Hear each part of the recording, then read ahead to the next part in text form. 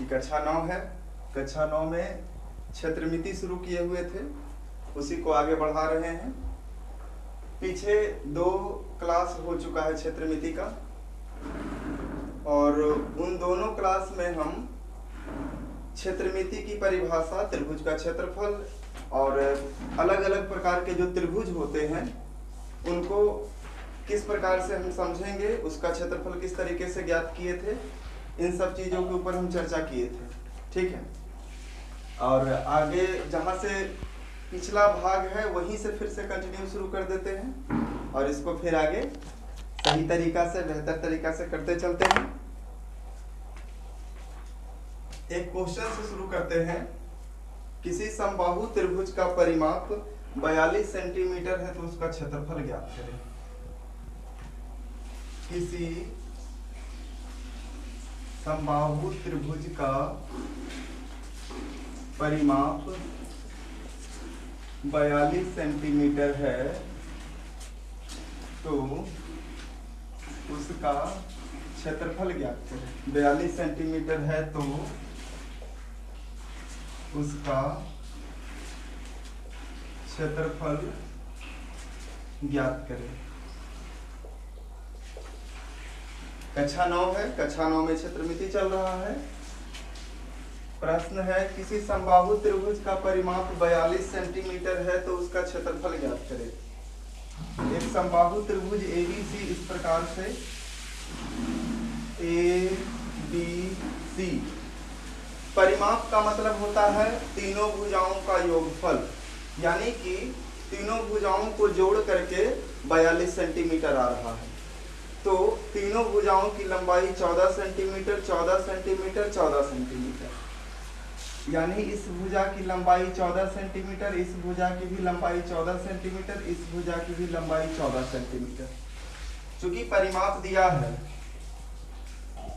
है कि परिमाप बराबर 42 सेंटीमीटर, तो भुजा बराबर होता है 42 सेंटीमीटर में हम 3 से भागा देंगे, क्योंकि तीनों भुजा परस्पर समान है, तो 3 से भागा देंगे तो 14 तिया 42, जो कि हम पहले से निकाल चुके हैं।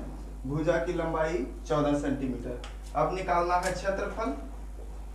तो क्षेत्रफल निकालने का कई तरीका, 2 तो तरीका आपको समझ में आ रहा होगा। एक तो हीरोन का सूत्र उपयोग करके भी क्षेत्रफल निकाल सकते हैं, और एक समबाहु त्रिभुज के क्षेत्रफल के लिए सूत्र का उपयोग करके भी निकाल सकते हैं, √3/4 गुने भुजा स्क्वायर।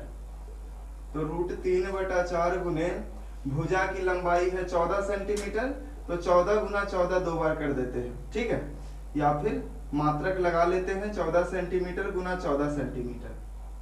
अच्छा, 4 से 2 दूनी 4, फिर 7 दूनी 14, फिर 2 सती 14, तो हो गया 7 सते 49 √3 सेंटीमीटर इंटू सेंटीमीटर, सेंटीमीटर का स्क्वायर। आसानी से निकल गया। इस प्रकार के प्रश्न आपकी पुस्तक में भी होंगे।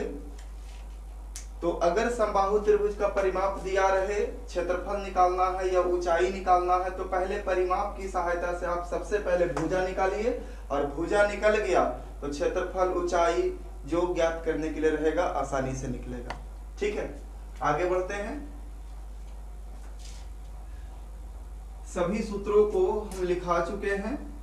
जिस विद्यार्थी को समझने में दिक्कत होवे, पहले करना क्या है कि आप इसके पिछले भाग को देखिए, ताकि जो भी सूत्र हम लिखाए हैं उसको देखिए, उस पर वहां पे फॉर्मूला लिखाते के साथ ही एग्जाम्पल्स भी लिए हैं, वहां से भी क्लियर होगा।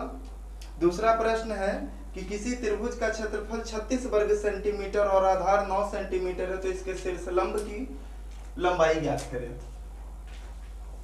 किसी त्रिभुज के या किसी त्रिभुज का क्षेत्रफल 36 वर्ग सेंटीमीटर है, जबकि आधार 9 सेंटीमीटर है, तो शीर्षलंब की लंबाई ज्ञात करें। शीर्षलंब की लंबाई ज्ञात करें।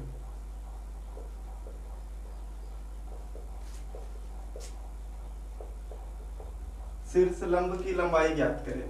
किसी त्रिभुज का क्षेत्रफल, इस बार क्या है, क्षेत्रफल दिया हुआ है, हम अलग अलग तरह के प्रश्न इस तरह से ले रहे हैं कि एक प्रश्न के आधार पर दूसरे तीसरे प्रश्न जो आपकी पुस्तक में है उसे हल करें, समस्या होने पर प्रश्न पूछें, और फिर दूसरा टाइप का क्वेश्चन लेते हैं। तो इस टाइप का भी क्वेश्चन आपके बुक में मिलेगा। एक त्रिभुज है इस तरह से कि त्रिभुज का आधार 9 सेंटीमीटर है, आधार यानी कि परिभुजा 9 सेंटीमीटर है। शीर्षलंब की लंबाई ज्ञात करना है। शीर्षलंब यानी त्रिभुज की ऊंचाई को शीर्षलंब कहा जाता है, यानी कि जो आधार है तो आधार से सामने वाले शीर्ष बिंदु से आधार पे डाला गया लंब यानी ऊंचाई, सीधी रेखा ही खींच देते हैं, ई हो गया ऊंचाई, हाइट भी आप कह सकते हैं इसको, ये हाइट है, और वही हाइट का लंबाई ज्ञात करना है। तो जो दिया रहे उसी से चलना है। क्षेत्रमिति के प्रश्नों को हल करने के लिए हमेशा एक बात याद रखना है कि प्रश्न में जो दिया रहे उसी के हेल्प से, उसी की सहायता से आगे बढ़ते रहना है। तो त्रिभुज का क्षेत्रफल दिया हुआ है तो त्रिभुज के क्षेत्रफल से आगे बढ़ेंगे। तो यहाँ पे जो सूत्र लगेगा, त्रिभुज के क्षेत्रफल निकालने का जो जनरल फॉर्मूला है 1/2 गुने आधार गुने ऊंचाई, 1/2 इंटू बेस इंटू हाइट। ठीक है, तो 1/2 बेस जो है वो है 9 सेंटीमीटर और हाइट निकालना है, और क्षेत्रफल दिया हुआ है 36 वर्ग सेंटीमीटर।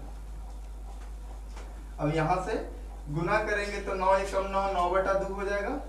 तो 9/2 सेंटीमीटर इंटू हाइट बराबर 36 वर्ग सेंटीमीटर। तो हाइट बराबर 36 वर्ग सेंटीमीटर इंटू 9/2 है, इधर आएंगे तो हम 2/9 हो जाएगा, इस सेंटीमीटर। ठीक है, 2/9 सेंटीमीटर। तो सेंटीमीटर जो है इसके हर में चला जाएगा। मात्रक हम इसलिए लगा रहे हैं कि मात्रक लगाने से पता चलता है कि जिस राशि को निकाल रहे हैं उसका मात्रक अपने आप निकल जाता है। अगर मात्रक नहीं लगाते हैं तो भी कोई समस्या नहीं होगा। 9 चौके 36 सेंटीमीटर से सेंटीमीटर एक कैंसिल हुआ, तो हाइट बराबर 4 दूनी 8 सेंटीमीटर। 1 सेंटीमीटर बच गया था, सेंटीमीटर स्क्वायर का मतलब सेंटीमीटर गुना सेंटीमीटर 2 दफा। तो इस तरीके से निकल के आ गया। बिना मात्रक लगाए हुए भी बनाते तो भी कोई दिक्कत नहीं होता। कैसे करके?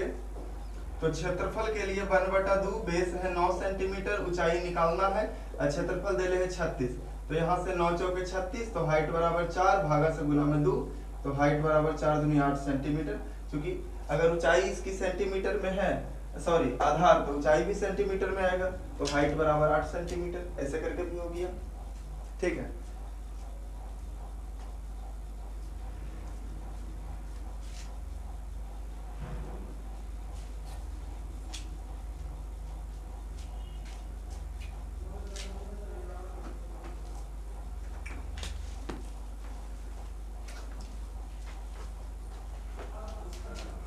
यहां से आगे बढ़ते हैं।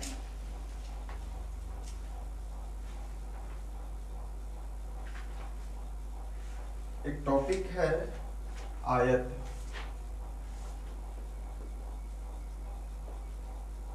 आयत को इंग्लिश में कहते हैं रेक्टेंगल।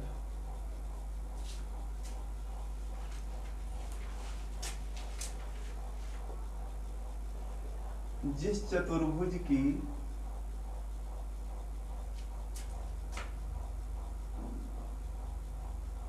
सम्मुख भुजाएं अपोजिट साइड्स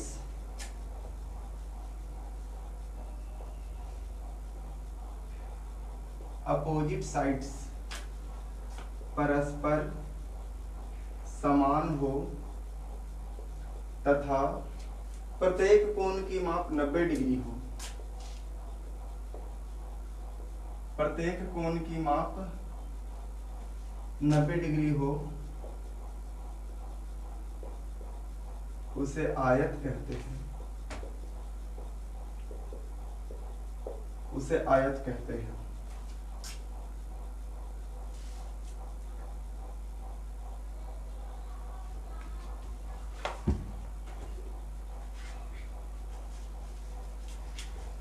आयत है ABCD। परिभाषा से, जिस चतुर्भुज, चतुर्भुज का अर्थ चार भुजा, सम्मुख भुजाएं परस्पर समान हो। सम्मुख भुजा का मतलब होता है आमने सामने वाला, यानी भुजा AB के बराबर है CD और भुजा AD के बराबर है भुजा BC, और प्रत्येक कोण की माप 90 डिग्री हो, यानी कि इस कोण की माप 90 डिग्री, ये भी 90 डिग्री, यह और यह चारों कोण 90 डिग्री है। गौर करिएगा, अगर हम कहते हैं कि जिस चतुर्भुज में आमने सामने की भुजा समान हो उसे आयत कहते हैं, तो सिर्फ इतना बोलना वो आयत के परिभाषा को स्पष्ट नहीं करता है। तो हम हमेशा कहेंगे कि जिस चतुर्भुज में आमने सामने की भुजाएं परस्पर समान हो या सम्मुख भुजाएं परस्पर समान हो, साथ ही प्रत्येक कोण की माप 90 डिग्री हो, उसे आयत कहते हैं, उसे आयत कहते हैं। ठीक है,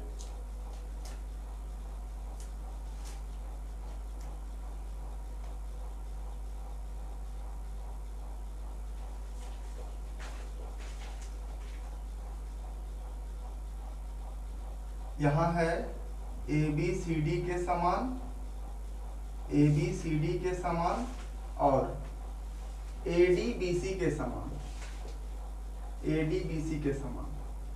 इसके अलावा कोई भी दो क्रमागत भुजाएं परस्पर समान नहीं होती है आयत में। अगर कोई दो क्रमागत भुजाएं परस्पर समान हो जाएगी तो वो आयत नहीं वर्ग हो जाता है। मतलब अगर ADBC के बराबर हो जाए, और यहाँ देखिएगा ADBC के बराबर है, सही है, क्योंकि AD के बाद की जो भुजा है जस्ट वो है AB और AD के जस्ट पहले की भुजा है DC।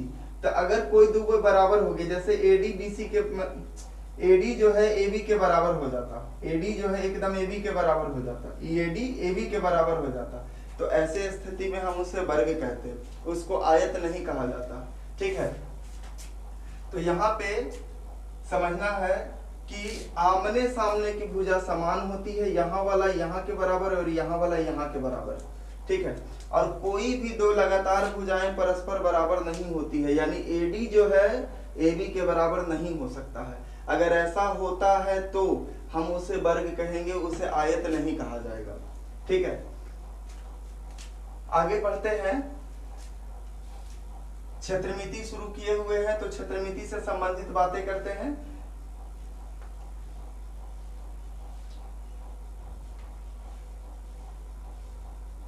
आयत का क्षेत्रफल बराबर लंबाई गुने चौड़ाई। ठीक है, आयत का परिमाप बराबर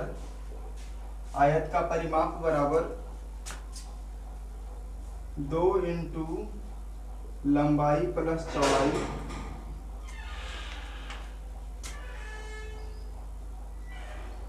आयत का विकर्ण बराबर रूट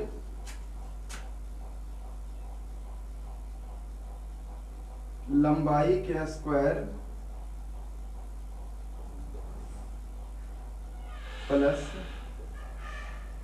चौड़ाई के स्क्वायर, लंबाई के स्क्वायर प्लस चौड़ाई के स्क्वायर। ठीक है, यहां से यहां तक मिलाने वाली जो रेखाखंड होती है उसको हम विकर्ण कहते हैं। यानी आयत में कौन कौन विकर्ण है? एक विकर्ण है BD और एक विकर्ण है AC। BD और AC B से लेकर के D तक या D से लेकर के B तक, ये जो भुजा है वो विकर्ण हुआ, और A से लेकर के C तक यह भी विकर्ण हुआ। ठीक है, और आयत का विकर्ण निकालने के लिए रूट लंबाई के स्क्वायर प्लस चौड़ाई के स्क्वायर का प्रयोग करेंगे। क्षेत्रफल निकालने के लिए लंबाई गुना चौड़ाई, और विकर्ण निकालने के लिए रूट अंडर लंबाई के स्क्वायर प्लस चौड़ाई के स्क्वायर। ठीक है, यहाँ तक क्लियर हो गया है। बाकी फिर आगे डिस्कस करते हैं कि यही फॉर्मूला क्यों होता है, यही फॉर्मूला क्यों होता है।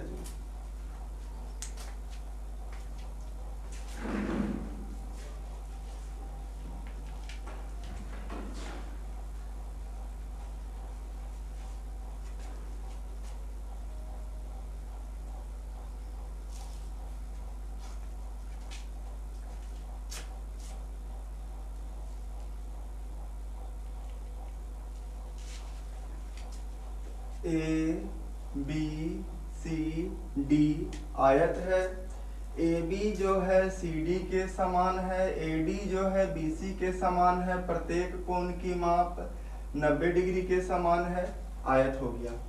अच्छा, अब ध्यान देना है, क्षेत्रफल बराबर लेंथ इनटू ब्रेथ, लंबाई गुने चौड़ाई। किसी भी समतल आकृति का क्षेत्रफल ज्ञात करने के लिए उसके लंबाई में उसके चौड़ाई से गुना कर देते हैं तो गुणनफल क्षेत्रफल के समान होता है। परिमाप, तो परिमाप के लिए प्रत्येक भुजाओं के योगफल को परिमाप कहते हैं, यानी सभी भुजाओं के लंबाई को जोड़ देना है। तो ए बी में बी सी, बी सी में डी सी और डी सी में ए डी, ध्यान देना है, ए बी भुजा में बी सी में डी सी में ए डी, चारों भुजाओं को जोड़ देंगे।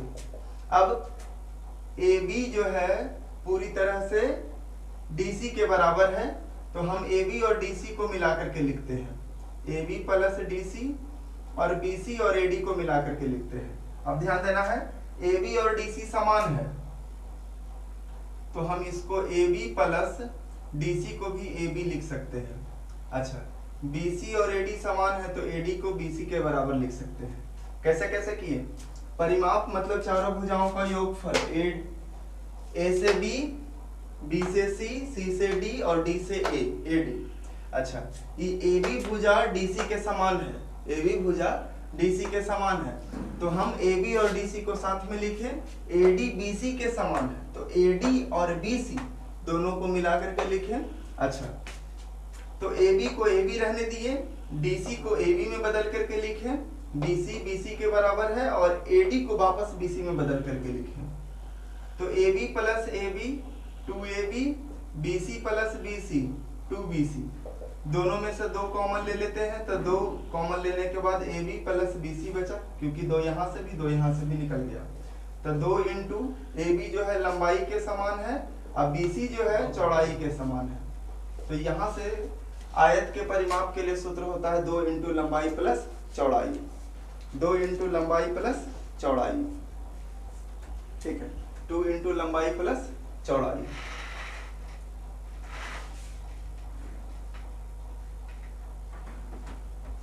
टू इंटू लंबाई प्लस चौड़ाई।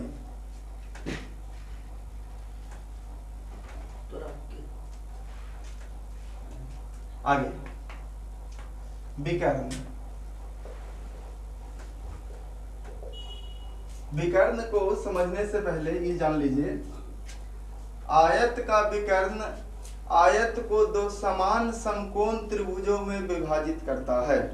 आयत का विकर्ण आयत को 2 समान समकोण त्रिभुजों में विभाजित करता है। ये वाला पॉइंट याद रखना है, आयत का विकर्ण आयत को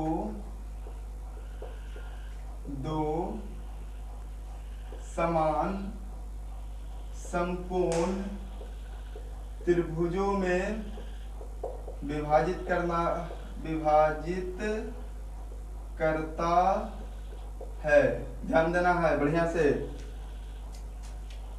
अगर हम यहां से एक विकर्ण खींचते हैं ए से लेके सी तक, तो 2 त्रिभुज बट गया, एगो ऊपर का त्रिभुज एगो नीचे का त्रिभुज, ठीक है। तो त्रिभुज ए बी सी समकोण त्रिभुज है, क्योंकि इस कोण की माप 90 डिग्री है, पीछे वाला में ध्यान देना है। और त्रिभुज ए डी सी, तो ये भी समकोण त्रिभुज है, क्योंकि इस कोण की माप 90 डिग्री है। तो इस समकोण त्रिभुज का क्षेत्रफल और इस समकोण त्रिभुज का क्षेत्रफल परस्पर समान होता है, यानी कि हम कहेंगे area of triangle ABC is equal to area of triangle ADC,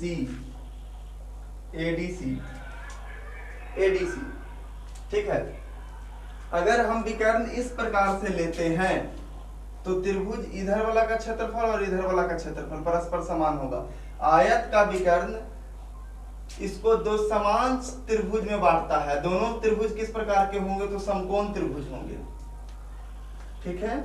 विकर्ण, अच्छा, अगर हम समकोण त्रिभुज की परिभाषा से चले तो हम ऊपर वाला हिस्सा को छिपा देते हैं, ऊपर वाला हिस्सा नहीं है मान लिया जाए थोड़े समय के लिए। तो ऊपर वाला हिस्सा नहीं है, तो नीचे समकोण त्रिभुज है। तो समकोण त्रिभुज में पड़ी भुजा को आधार, खड़ी भुजा को लंब और तिरछी भुजा को कर्ण कहा जाता है। पड़ी भुजा आधार, खड़ी भुजा लंब और तिरछी भुजा कर्ण हो गया। मान लीजिए ये कर्ण है, ये परपेंडिकुलर है, ये बेस है। तो हमको अगर कर्ण निकालना है, कर्ण को ही विकर्ण कहा जा रहा है आयत में, कर्ण को ही विकर्ण कहा जा रहा है। और कर्ण निकालना है तो उसके लिए सूत्र क्या होता है? अंडर रूट लंब के स्क्वायर प्लस आधार के स्क्वायर। पिछला वीडियो में डिस्कस किए हैं।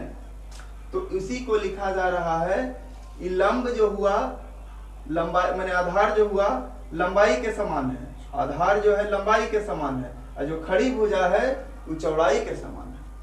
तब विकर्ण बराबर लंबाई के स्क्वायर प्लस चौड़ाई के स्क्वायर, यहां से बोला जा रहा है। ठीक है, क्लियर हुआ होगा। एक क्वेश्चन लेते हैं और उस क्वेश्चन पे तीनों फॉर्मूला को एक बार रिपीट करते हैं। ठीक है, इतना विस्तार पूर्वक ज्ञान की आवश्यकता नहीं है, फिर भी जितना अधिक से अधिक हो जाए वो सही है, क्योंकि ज्ञान कभी बेकार नहीं जाता है। जितना आप जानते हैं वो एक प्रकार के लिए आपके लिए प्लस है, प्लस पॉइंट है। ठीक है, एक प्रश्न है इस तरीके से कि एक आयत की लंबाई 4 मीटर, चौड़ाई 3 मीटर, तो क्षेत्रफल, परिमाप, विकर्ण तथा विकर्ण ज्ञात करें। चित्र की कोई आवश्यकता नहीं है, फिर भी बना लेते हैं। आयत है इस प्रकार से, लंबाई 3 मीटर, चौड़ाई 4 मीटर, उल्टा बोल रहे हैं, लंबाई 4 मीटर, चौड़ाई 3 मीटर। तो सबसे पहले क्षेत्रफल बराबर लेंथ इंटू ब्रेथ, तो 4 मीटर गुना 3 मीटर, तो 4 तिया 12 वर्ग metre, metre into metre, metre के स्क्वायर। परिमाप बराबर 2 इंटू लंबाई प्लस चौड़ाई, 2 इंटू लेंथ प्लस ब्रेथ, तो 2 इंटू लंबाई हो गया जाकर के 4 मीटर, चौड़ाई 3 मीटर, पहले ब्रैकेट, तो 2 गुना 4 3 7 मीटर, तो 7 दूनी 14 मीटर।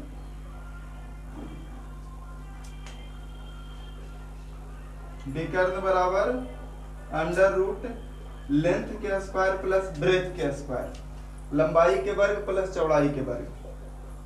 तो रूट लंबाई हो गया 4, तो 4 के स्क्वायर, चौड़ाई हो गया 3, 3 के स्क्वायर। 4 सही 16, 3 सही 9, 16 9 25, 25 से 5, तो मीटर है, तो मीटर में। विकर्ण की लंबाई यहां से यहां तक की भुजा की लंबाई जो आ गया वो 5 मीटर आ गया।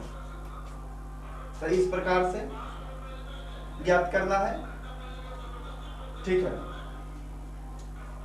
तो आयत के गुण समाप्त किए। इस प्रकार से जिस तरीके के प्रश्न त्रिभुज में बताए हैं और त्रिभुज से संबंधित प्रश्नों को हल करना है, जहां समस्या हो बेहिचक होकर पूछिए। ठीक है, और फिर इसको यहीं पे आज छोड़ते हैं। ओके, रहने दें।